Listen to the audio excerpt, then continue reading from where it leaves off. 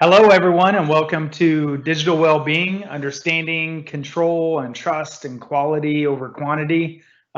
This is really a deep dive into media balance and well-being, digital well-being, and how to find that in our lives. Some housekeeping. To ask questions during this event, in your top right-hand corner, click the icon with the question mark over it, and then ask your question and hit send. You can put your name in, that's optional. And then your question will be seen in My Questions whenever we publish those live. Also, you can turn on closed captions, and we have this in 6 different languages that you can select.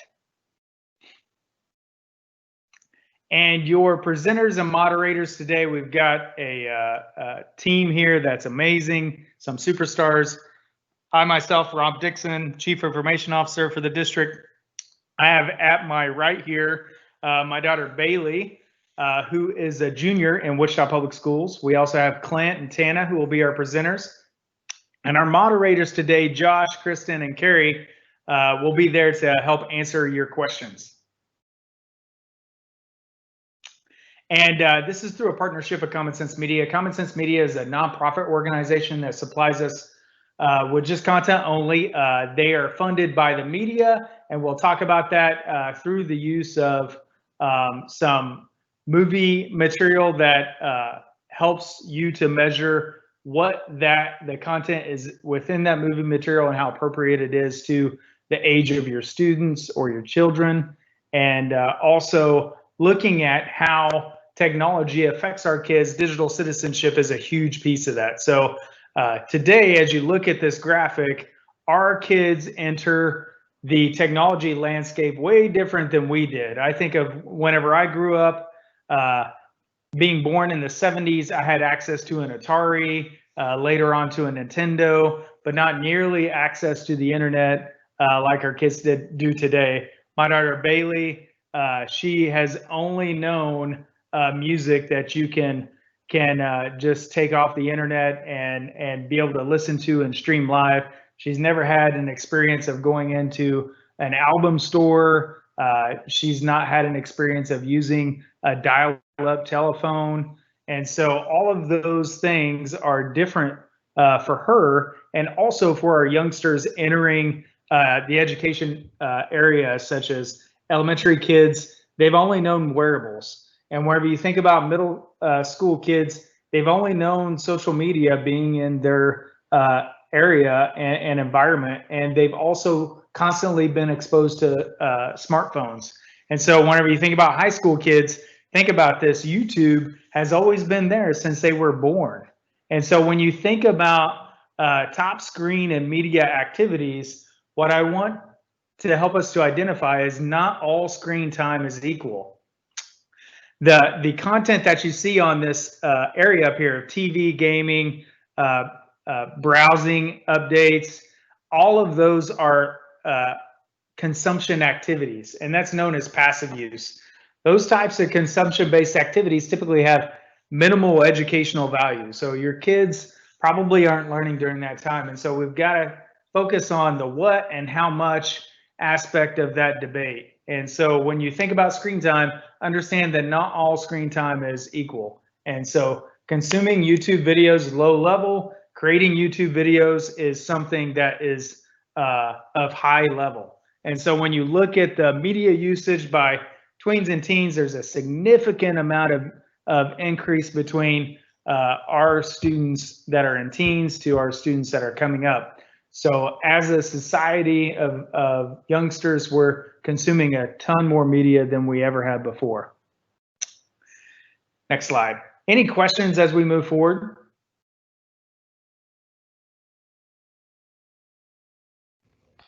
All right. No, there's no questions for you, Rob. I'm going to toss it over to Tana.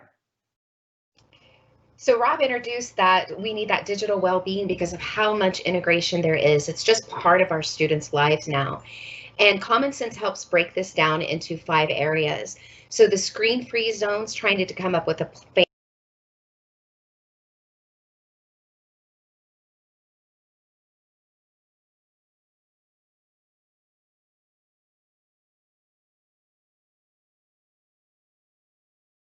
Tina, I believe you're muted. Oops, I apologize for that. Pretty So sure. the 5 areas, yes, I will. The 5 areas that we're going to discuss today to help us be better digital citizenships and have a digital balance, it really is about having a balance in our life. And Common Sense Media takes that into 5 areas to find a balance. That balance is how much screen time, and Rob mentioned it beautifully earlier, that not all screen time is equal. Having a family plan. We're going to discuss digital citizenship today. We're going to talk about parental controls, because sometimes no matter how much we talk, sometimes we need those physical, tangible things to help us set those parameters or set those family rules. And then the last area we're going to talk about is bonding with tech. Watching and playing together can help that. So diving into that first area, screen-free times. And Common Sense talks about the screen time in the age of COVID-19 does look a little bit different. So please don't have guilt about it. Always, what are they watching? Where are they doing good content? Because balance still matters. But during this time of COVID, that balance is a little different than pre-COVID. So when we talk about screen device free times, Rob mentioned it earlier, but I do want to point out, you have to determine what works with your family. Your family is different than my family, different than Rob's family. And what screen-free time looks like for him might be different than my time with my son, or even compared to, I live with my elderly mother. Those screen times all look different. So when we're talking about advice today and suggestions, you need to find that balance for you and your family. And he talked about all the activities done on device can be in those 4 categories, and they go from passive to creation. So that first area is you're just watching YouTube or you're just reading a book. You're not interacting with that. That's very consumption based. This is really the what. You're not really using a lot of high level cognitive skills. You're just kind of consuming background noise. The second level is there's a small interactive. So games, browsing the internet, but it's very basic interaction, because sometimes people aren't responding back to you, you're responding to the device. It levels up a little bit more into communication. We have video chatting, we have social media use, you are interactive, but that highest level is content creation. So instead of watching YouTube in this passive area, I'm going to create YouTube videos, or maybe I create art, or maybe I create music, or even creating literature, or even taking it into creating coding, is that high level really interaction with it. So when we talk screen time, it's not all equal. It's what are you doing versus how much just flat time could be spent on devices. There are some recommendations, and remember, this is a conversation with your family, but they really highly recommend these 3 areas not to have devices. The first area is dinner, or however that looks at your family, that communal time when you eat together. The second area is bedrooms, and the third area is the car. Dinner in the car, the reason behind those is it's a great place to laugh, to share, to talk, to have open conversations. I know that some of the best conversations I've ever had with my 12-year-old is because we're in a car together and he's not on his device. Dinner's the same way. The bedroom's a little bit different. It more goes into the science of blue lights and your brain waves starting to shut down, and how much time between turning off the device, even if you're passively using it, to where your brain can shut down to sleep. So these are the 3 recommendations where to have a free zone. But the best strategy to do, the number 1 strategy, is just to have those conversations about what they're doing online, who are they talking to, what are they playing. And you can do that officially with establishing clear family rules. You're going to discuss exactly what is okay to do online. When is it okay to do? What tech and media is allowed? Are you going to do Roblox? Are you going to do TikTok? And this is the power of Common Sense Media to me, is I don't know much about TikTok perhaps. They have a lot of resources that you don't have to learn every single thing that your kid's doing. You can go see what are the professionals saying, what are their kids saying, what really is that device, what is it meant to do. And you can even go so far, they have example family media plans. You're going to sit down and sign this family contract about when these things are going to happen, what's going to happen. And then the caveat to that is like what consequences for that. And so those are the recommendations for screen-free time, screen device time, that notion, and you can take it into actually having a family media plan. Are there any questions about this category of screen-free devices or media plan? Kristen? No, Tana, we're good. No questions so far. Okay, so I'm going to hand it over to Clint Dayhoff, who's going to talk about practicing digital citizenship. Clint? Hi, everyone. My name's Clint Dayhoff. I have a 15-year-old daughter in the district, a second grade daughter in the district, and then my son's going to be coming in as a kindergartner next year. So practicing digital citizenship is something that I work with my kids a lot. And honestly, I have to work and go at that a different way depending on their age. And so we really got to be mindful of that because, you know, digital citizenship to my 15-year-old is going to look way different than my 8-year-old. So my good friend Tana here came up with a cool acronym that we took some of the information from Common Sense Media and came up with what's called SCIPs. And so these are kind of 5 things to look at when you're talking with your kids about practicing digital citizenship. So be safe, how to be safe online, be kind. So be kind in person, be kind online, kind of that golden rule. Be an investigator. Be investigative, be skeptical about things you see online. Be private, keep to yourself. Don't share things that you would, that you would share with your best friend. Don't put that online. And then be someone who speaks up. And this to me is so important.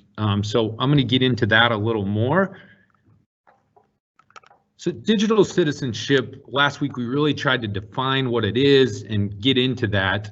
And it is somewhat of a broad topic and it's got some different components. So first, media balance and well-being, kind of what Tana was talking about, screen-free times, create that balance, privacy and security. So I'm going to get into that some, and how do we keep our kids safe, secure, and how do we teach them to remain private online?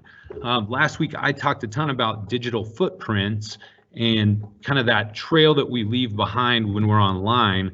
And are we keeping a positive digital footprint, or are we creating issues for ourselves for later on down the road? The power of relationships in person and, also online. Cyberbullying is so huge and could be such an issue. So teaching kids about the negative and harmful effects of cyberbullying and how to avoid that.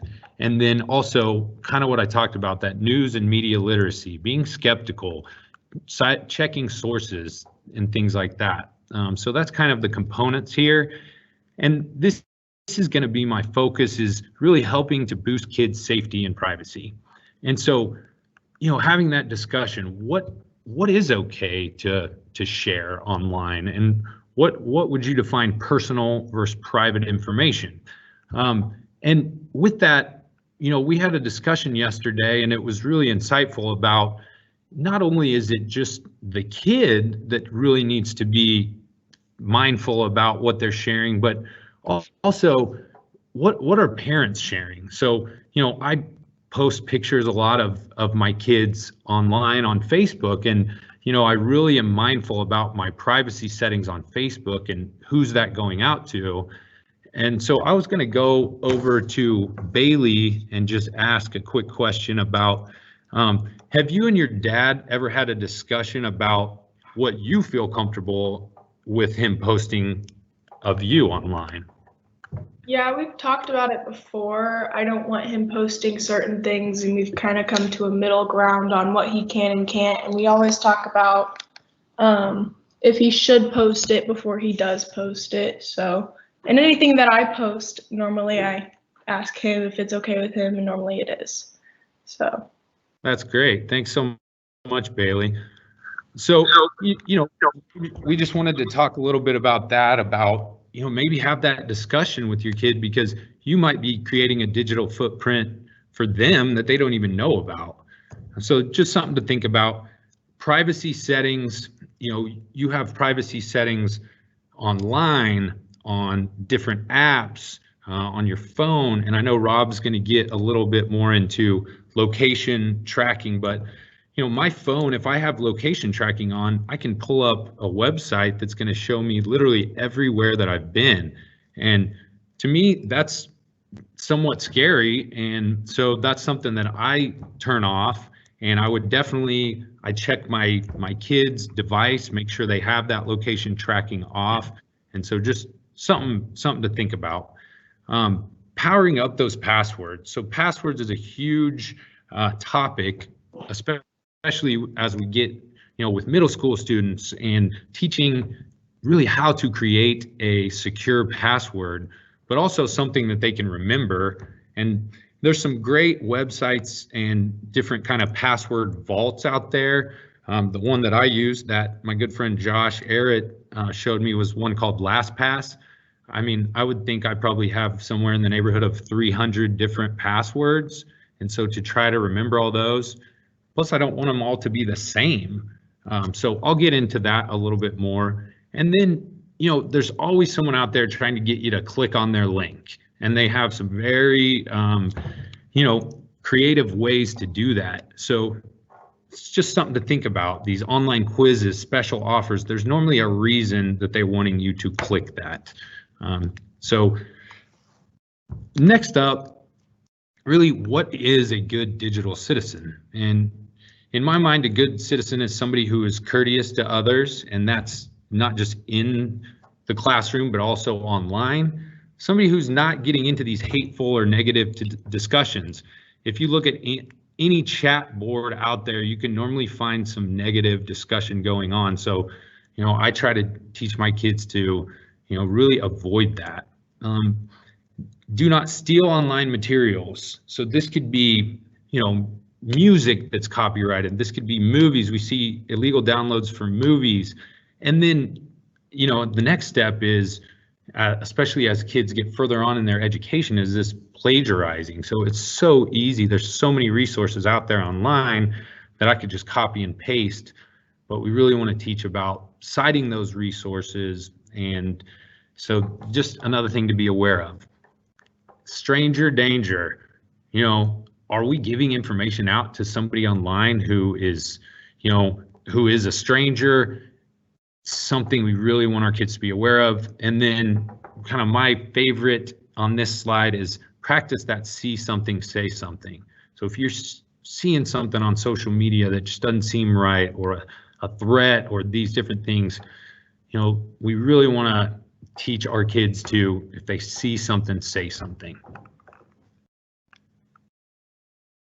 Okay, so next up, with these sessions, we're really trying to give you some recommendations or opportunities to maybe have a talk with your children. And so first up, something you could maybe ask, why don't we want strangers to know certain things about us? How do you treat others online? Do you treat people the same online as you do in person? Do you believe everything you see online? And from working with lots of middle school and high school students, that is something that I really think could be a focus. Is, a lot of times they think what they see is real and are not checking numerous sources for that. Another question, who can see what you're doing or saying online? So a lot of my younger students, they don't realize what they put out there is there for the entire world to see. And then stand up for others. Do you think before you post? So just some great questions that you could maybe have that conversation with your kids. And then here's a couple of tips. Encourage healthy skepticism. So I love that. Let's look at things with the skeptical eye. Don't just think everything you see online is real. There's some great websites out there where you can try to spot fake ads and different things like that.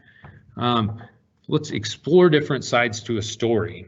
And really, especially in those younger kids, discussing what's the difference between fact and opinion. Because I can go out and put whatever I want online, and a lot of that's going to be my personal opinion.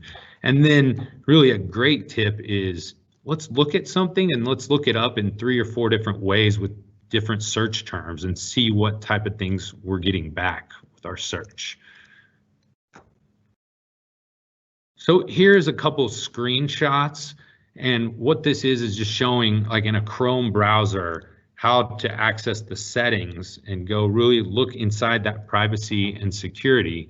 And so you can look through where you can turn off that location tracking, and you can go into, fine details with that. So something I would really recommend is kind of looking what your settings are set up and how is your privacy set up. Next slide, please. And then kind of one of my last topics here is how do we protect a password? So writing a password down in my student agenda is probably not a good idea. Even if I have problems remembering that, but anybody can find that. And so creating a password that is a mix, so uppercase, lowercase, a number.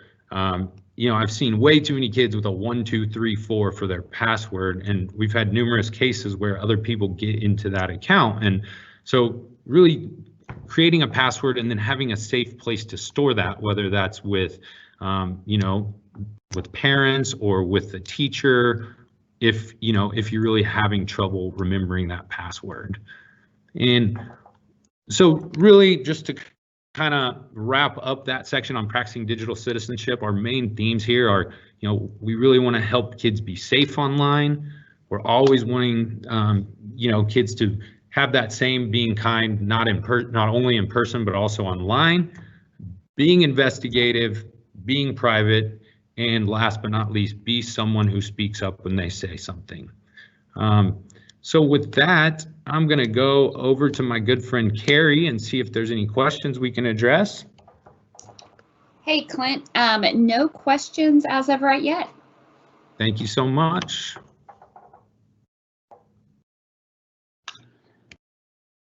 All right, guys, I am going to attempt to share my screen. I thought sending screenshots wouldn't be of high value during this, so I kind of wanted to show the ability to go through some of these settings in a live device. So I'm going to attempt to share my screen here, and let me do some sharing.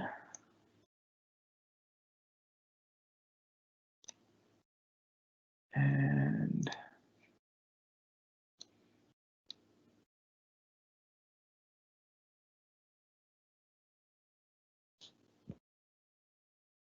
so you should see my screen here with an iPhone in the middle. Tana, do you see my screen? We do, Rob, yes. Awesome, thank you so much. Bailey, so all of my kids have iPhones, and so I'm gonna show you some of these settings on an iPhone for both privacy and screen time. I have Bailey next to me. Bailey, what did you think at first when we had the conversation about screen time? I did not like the idea whatsoever, but it grew on me, and I learned that it's good for elementary school and middle school students to kind of learn how long they should be on their phone. So I want to help you understand that initial conversation, if it hasn't happened before, is going to be a difficult one. And so I have on here, this is a iPhone that I set up. And so if I go into settings under utilities, here you see all the settings for this iPhone. And if I scroll down and I select privacy and location services, one of the things to think about whenever you're looking at privacy is your phone is constantly taking your location and recording that over time. So if I scroll down here, I can select any one of these apps and allow location access for a specific app over time. Now, one of the things I want to show you is if you scroll down here to system services and then scroll further down into significant locations, and I log in here, you're going to see a significant history of where your phone has been. And so this is not my full-time phone, so I could show these over time. You're going to see different places of where my phone has been, different times. All of this is being recorded by your phone, and those apps have access to it dependent upon when you set when. So you notice here, Starbucks, I have it set to ask. Some of the others I have it set to while using. On my dark sky, which is something that I use for weather, I always have it set to always. That way it always gives me accurate weather. So sometimes it's important to have that, but from a privacy standpoint, those are settings that you might want to take a look at as far as what applications have access to your location-based services for you and your family. And so also to take a look at screen time, let's take a look at settings. Let's scroll up to screen time. And the first time you launch screen time, it's going to come up with this wizard that's going to go through, and you select continue. And I'm going to say this is my child's iPhone. And so right here, I can set the downtime. So if I know that my daughter goes to bed and I want her to be to bed at 11, I could set that. I could also set what app limits. So I could set those to games and social networking. I can also set the time allowed and say that that is total time allowed of like 4 hours a day, right? So I could set that app limit. I'll hit continue here, and then I set a passcode. Now this would be a passcode that you would not want to give to your kid, because this is how they could open that. So I'm going to hit cancel on screen time password recovery, but you would want to put in your Apple ID at that time.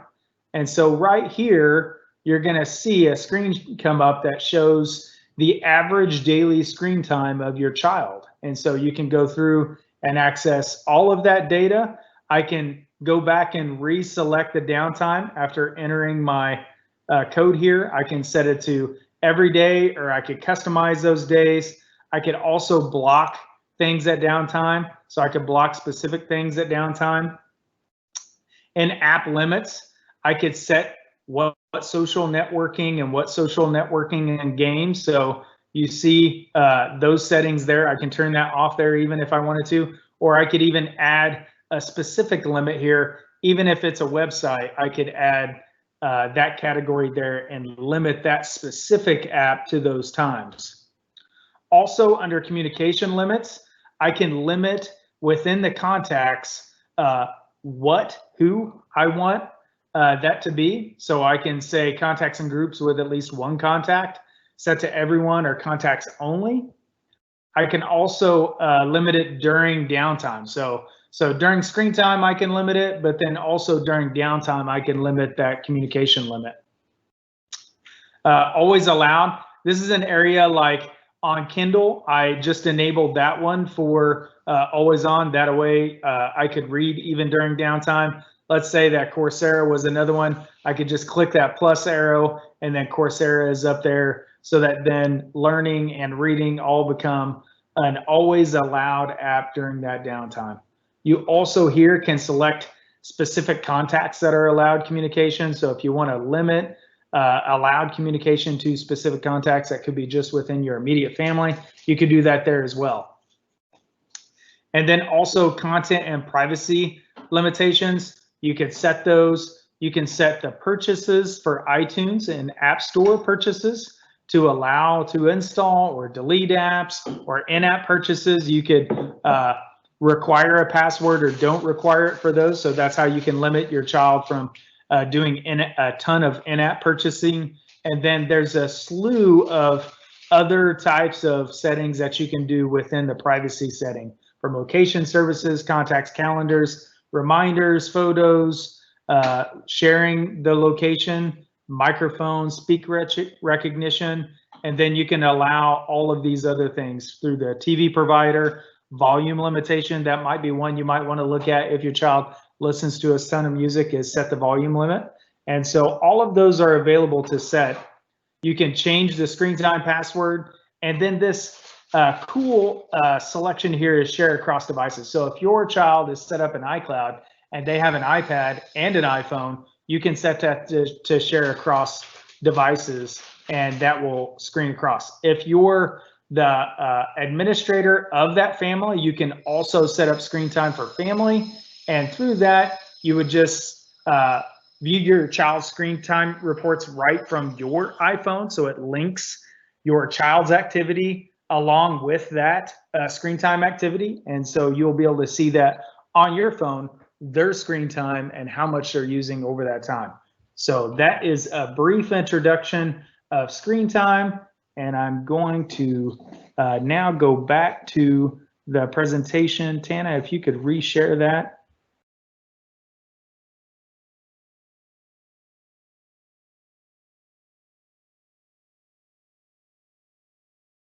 So any questions on screen time? Yes, there was a question. One of the questions basically was just about what would you do to try to find out, maybe like you talked about screen time, but maybe the history of where maybe a particular student or a person has been. So really, can you go about finding if they've been maybe on maybe certain social media, or if they've been bad on social, not been inappropriate on social media? So how would one go about just looking for that? So that's question number one. And then we do have a second question that just came in. So I'll let you guys address that first question there. A good activity to do specifically at home if you're worried about content and what websites that folks are on, you can use on your router what's called OpenDNS, and I can place a link to that you can place on your home router that would allow you to filter content for your child. So there's a lot of different products that allow for that. OpenDNS is one that can be used, that you can use to filter content for your family. If you're wanting to look at specific apps that would limit that content, Tana, I believe we have a link for some Common Sense Media resources that would help identify content within apps that you would be using. Is that correct? Yes, in that sway. So in the handout link that's on the site, the bit.ly 259 digital tips, if you navigate through that website and get to the parental controls, there's a link to parental controls that really get into specific ones based on your device, based on what you're wanting to do. And this digital tip has that link within it if you look for the parental control section. I think Bailey has a comment too she would like to share. Bailey? If you use family sharing, you can decide which apps your child buys, and that's what my dad does to make sure that we're not getting any apps that he doesn't think are good for us, kind of like monkey apps or apps that you can use with other apps like Snapchat. You can also decide whether or not your child has those apps. I wasn't allowed to have Snapchat until I was 18, but yeah. So. All right. Any other questions, Josh? Yeah, the other question that came in, and we'll try to get the link posted there for the particular link that Tana mentioned there from the handout in the chat. The other question was, what do you recommend for phone limits? And then should they ever have free use? Just that idea, this person was talking about just teaching autonomy and allowing students to make that decision. So maybe how you navigated that with your girls. Yeah. Because there's not necessarily a set limit. It's more of a conversation. So I'll let you talk about that. Right. I mean, it's very subjective. So I would say all three, I have three daughters, two that are college age, and Bailey's now a junior in Wichita Public Schools. I would say that's really one that has to constantly evolve.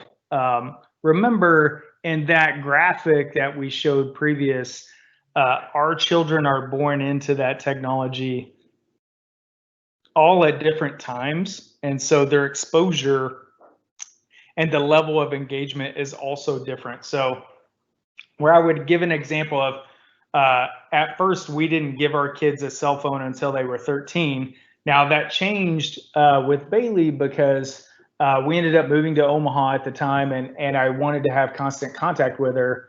And so we gave a phone to Bailey at an earlier age. Now I did set some limits on, how much time that they had. And I would say it goes back to the conversation of, you would know whether your kids are doing tons of consuming or creating. And I'd say there's a lot of creative apps. I mean, look at the world of TikTok today. There's some great creativeness that comes out of TikTok, and it's having the conversation around that to have an awareness of what is being created and published. And I think probably identifying the successes that are out of it and then helping to steer that continuance in a positive way. And so I think it's what I would say as far as the number would be also a question of, as a parent, how much are you engaging in that activity with them? And then I would gauge the level of that dependent upon your awareness of that situation. I hope anyone else have any comments around that.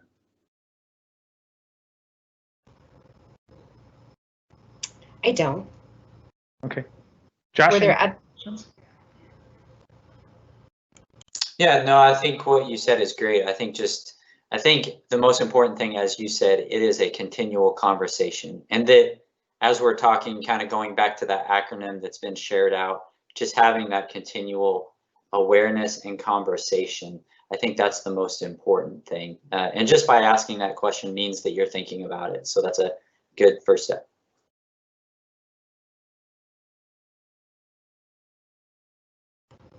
So I'm going to go ahead and continue with the last section, and that's a great segue because the last section of becoming well balanced is really bonding, and using tech as family time is pretty appropriate and making that connection. And Rob mentioned it. He didn't just surprise Bailey with he restricted her phone. He didn't just thrust that upon her and she didn't know. They have conversations. Josh just mentioned those conversations.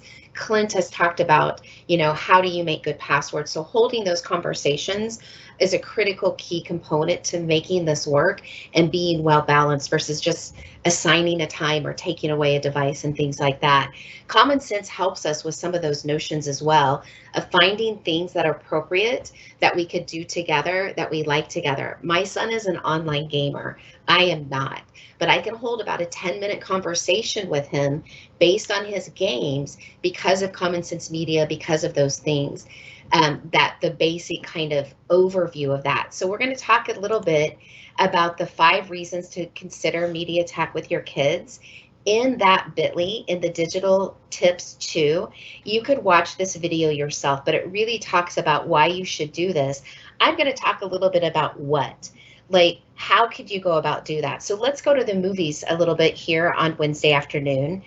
And what Common Sense has are 2 things. So if your son or daughter comes to you and say, hey, what do you think of this movie? And you have no clue except just the PG-13 or just the R or just the G, and you want a little bit different. Why is it rated that?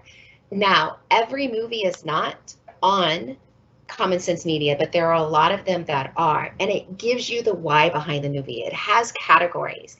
They also have great family lists. So this movie list that you can go to has a lot of good movies based on age level too. So you can go, if you have those littles out there, and find them. And what it looks like is somewhat like this. So these are a lot of different movie options out there. These are some recommendations. And what if they're interested in this My Neighbor Totoro? What it would look like if you went to Common Sense is it would tell you, it would rate it for you.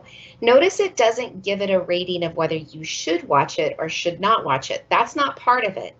It's just telling you what the components. It does have a whole section of the ones they recommend, but you can take almost any movie into Common Sense Media and see what it's about. Why is it PG-13? Why is it an R? And you can see that My Neighbor Totoro has a lot of positive messages, and maybe that speaks to your family, so you're going to do that. So twofold using the movie reviews is you can go to it to find a family movie to watch, or if you see a movie that you're interested in, you can search inside Common Sense Media for that movie, and they will give you this ranking in these 8 categories. It also tells you a little bit about what you need to know, kind of written to you. There's another section that's not showed here. It'll tell you what the kids rank it and what parents rank it. And so it gives you some insight, a little bit more depth than just that summary of the movie or just that rating. It does this exact same thing with games. So in fact, my son, for the most part, when he wants a new Switch game or when he wants something, a new online game, we use different services, he'll say, hey, can I get this game? And he knows he has to bring me the Common Sense Media on it. Show me what this game is about. For me and my family, what we value, I value low violence games. And so for me, this one has a 3. What does that violence look like? I could take it in that. But notice it doesn't tell me as a parent what I need to do. It just gives me information so that I can make a good decision. And I would have that conversation with him.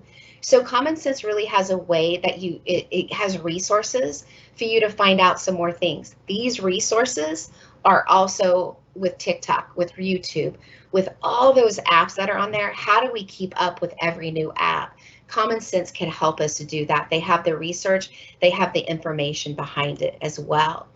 What you can do then is not just watch a movie together. That's always a great bonding time. But these are some 5 questions. My friend Mrs. Smoke and I kind of ran over these. You know, how did character's choice affect the action? What would you do differently? That works with almost any movie. What was your favorite part? But why was it your favorite part? What inspired you or challenged your thinking? What did you think you were supposed to learn? So talking about the movie is another way to really hold those conversations so that when you're having to hold a hard conversation, this is kind of a bonding conversation. Finding balance. We started this whole session with it really isn't a balance. It really isn't a matter of a specific time or specific way, but what is a balance that works for you and your family? And knowing what are your students, what are your kiddos doing online? How much time are they spent doing it? And is it age appropriate? And then you can follow up with, well, who are they talking to and what are they talking about? Are they using that skip? Are they being kind? Are they not giving out information to strangers? What does a spot check reveal? Like Rob showed you his locations. If you were like, well, we're not going to turn that off, but I'm going to go check to see where they are, you can do that. He shared some very useful settings. So minimal things to turn on and off or to check can help us be more safe and our kiddos be more safe. And then what to watch out for, those clickbaiting things, those type of sessions, those type of clicks, just being that well-balanced and being aware about what's going on in their lives online helps us, and conversations are the basis for all of it.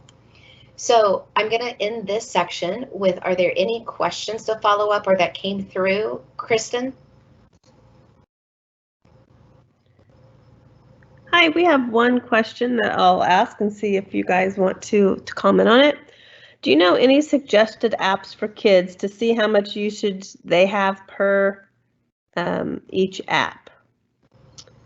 And also, is anything available on a computer? I think screen time. Thanks. Yeah, I've created a wakelet that has screen time settings for Apple Mac OS products, for Windows 10, for Android devices, and for iOS, which covers both iPad and iPhone. So I'll publish that link here as well. And it is also in that bit.ly. So if you walk away with one link today, that bit.ly has that. If you're not able to grab all those links, the information he's also putting in there is there. Kristen, was there another question too? Nope, that was the only one. Well, before I hand this back over to Rob, that's the 5 components. And then Rob, if you want to close out for us with the next sessions and any ending thoughts. Yeah, I would say, all of these cover a lot of conversations that you can have with your children. I think a lot of your device manufacturers have thought about screen time and have introduced that into their products. And so visit our links, visit that Sway, go out there and take a look, and then start to configure what your conversation and how you're going to approach your child is. Next sessions that we have next week are exciting.